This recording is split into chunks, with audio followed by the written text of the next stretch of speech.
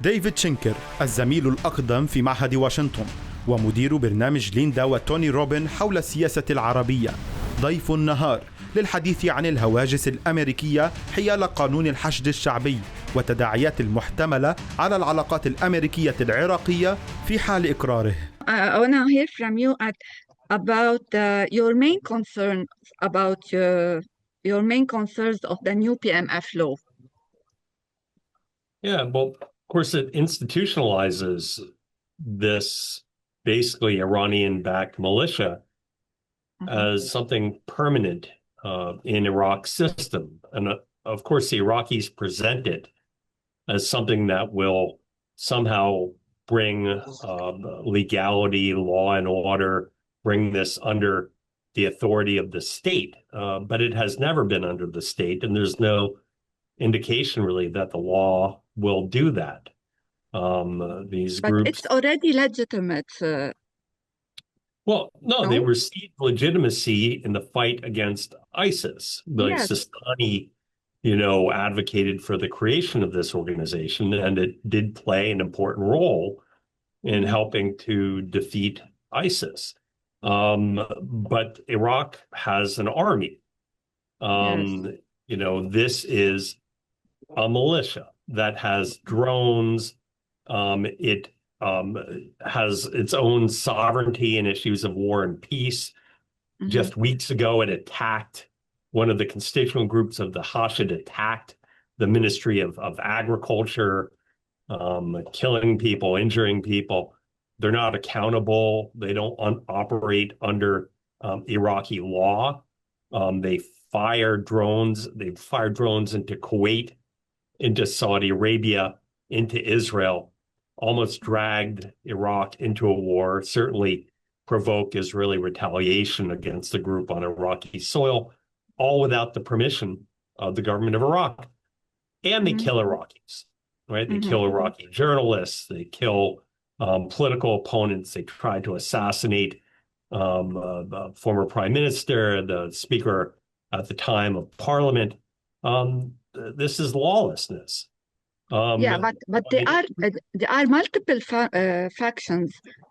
Are we talking about all of them? I'm talking about basically 7 factions of the Hashid. But of course, these are the groups that control the Hashid. Yes. Right. Yes, there are the shrine brigades, or there are other sort of legitimate law-abiding groups. But really, why are they outside in addition to the army? Why do they have a $3.8 billion budget, right? Why are they buying drones? Why are they buying missiles, right? If they are actually, part of the state, why do they not go as individuals and try and get enlisted or incorporated into the military? They are a part and above the military. Yeah. Do you think the Iraqi army, as it is now, is capable of doing the job without the Hashd? Well, listen, it is a sizable military.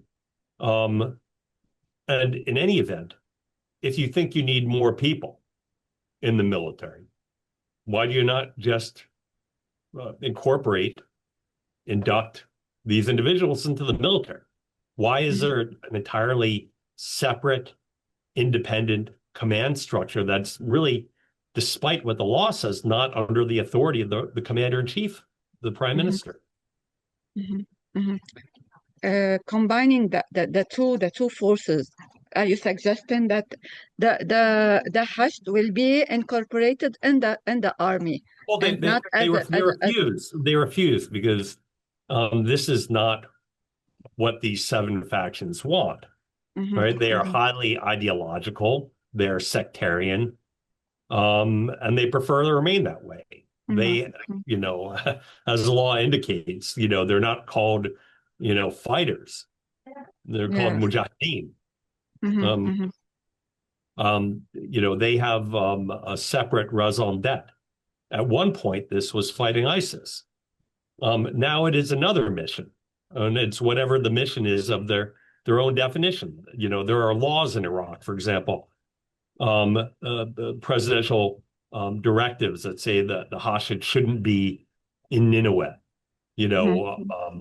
Shiite forces occupying and harassing Christians in the north. They don't abide by these laws. Do you see Iran arms behind this? Well, listen, the Hashd is now, the interesting part is that the state, they were once, serving the state once again during the fight against ISIS. Now they are a benefactor of the state. So they receive a budget, 238,000 men under arms with a $3.8 billion budget, their own separate military college, and bases, operational priorities. And of course, they also have, like Iran and Khatam al-Anba, they have their own profit-making company that gets contracts from the government to build roads. They get land grants. And so they have their own separate sources of revenue. This was enough of a concern that Secretary Rubio called Prime Minister Soudani to ask him to prevent this from happening. And Soudani, supports this as a positive development somehow. But really, if you look at the head of the organization, Falah Fayyad, has been designated for gross human rights abuses under Global Magnitsky in 2019, 2020. There are constituent organizations that are designated U.S. terrorist, foreign terrorist organizations. They have murdered, protesters in Baghdad, in Tishreen. And so, this is really, I think, a grave concern for the United States, and something that I think will not only, undermine or prevent the bilateral relationship from developing, but it will also deter foreign direct investment. Who's going to want to invest in a company, in a country that has legalized, another IRGC? This is the Iranian model. And actually, the interesting part about this, Mona Lisa, is that the Iraqis thought it necessary to move ahead with this now because they saw the disarmament process of Hezbollah. Yeah, I wanted to ask you about do you see similarities between the role, Iran's role in Lebanon vis-a-vis Hezbollah, and its refusing to let the Lebanese government move toward disarming Hezbollah, and its role in supporting this law in Iraq? Yeah, there's a direct connection. Iran has been dealt significant setbacks over the last year, right? Their proxy Hamas militia has been diminished. Hezbollah has been devastated, which was the A team of terrorists, right? This is Iran's vanguard of Iran's foreign militia. Iran lost the Assad regime, a 40-year strategic partner and ally. They lost the logistical connection to rearming and supplying Hezbollah, and have a state that, for good reason, is hostile to Iran, because Iran helped perpetrate what really resembles a genocide, the murder of 500,000 mostly Sunni Muslims, and ethnic cleansing, the forced expulsion or refugee status, migration of another 10 million Syrian, mostly Sunni Muslims. Yes. And so obviously Syria has no use for Iran anymore. And so they're doubling down. They don't want to happen to the Hashd what happened to Hezbollah, which and is the chances of success in Iraq is much higher than Lebanon, since the Lebanese government seems to go ahead with its project to disarm Hezbollah. While in Iraq, Yeah, this is consolidating, not only Lebanon moving towards state sovereignty, but in the process consolidating the military defeat dealt to Iran and Hezbollah by Israel. Cutting this group down to size, not letting Iran any longer dominate Lebanon.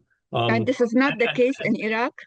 Yeah, and Iran wants to avoid this very same fate in Iraq. If it succeeds in Lebanon, I think there is a concern in Tehran among the theocracy that that this could obviously be something that occurs potentially in Iraq.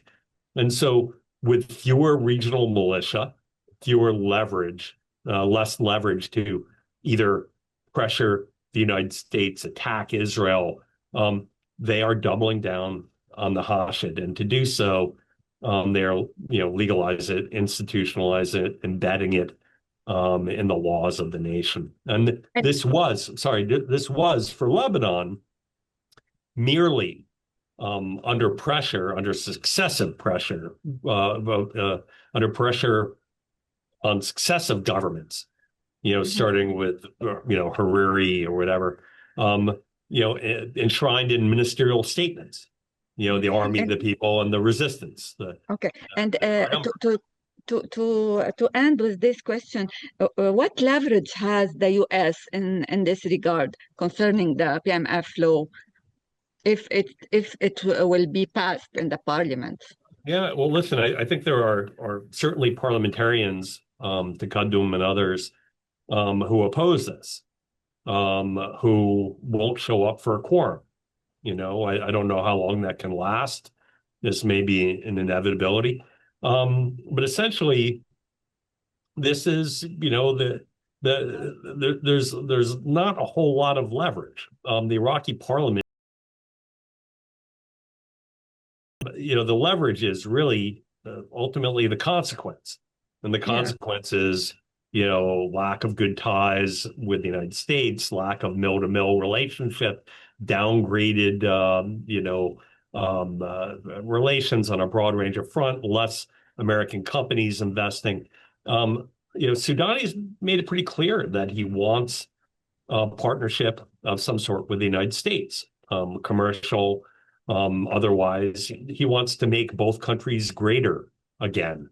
And that's going to be difficult to do. But of course, it's important to note the Hashid and its local partners have no use. They don't care about the economic development of Iraq, the well-being of the Iraqi people, moving from this sort of dysfunctional statist economy where 70% or 80% of the people are employed by the state to a free market economy. They don't care about that. What they care about is, Iran's regional project. And so, so for them, this wouldn't be a loss.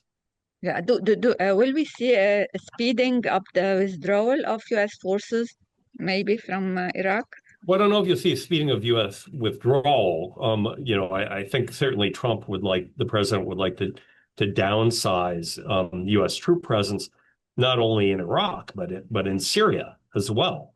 That may take a little bit longer until when and if al-Shara gains control of the country in Syria. But in Iraq, I think, given the government's, seeming embrace of the Hashid, including, the 7, or so designated U.S. terrorist organizations that the government is currently funding and now is legitimating through the parliament.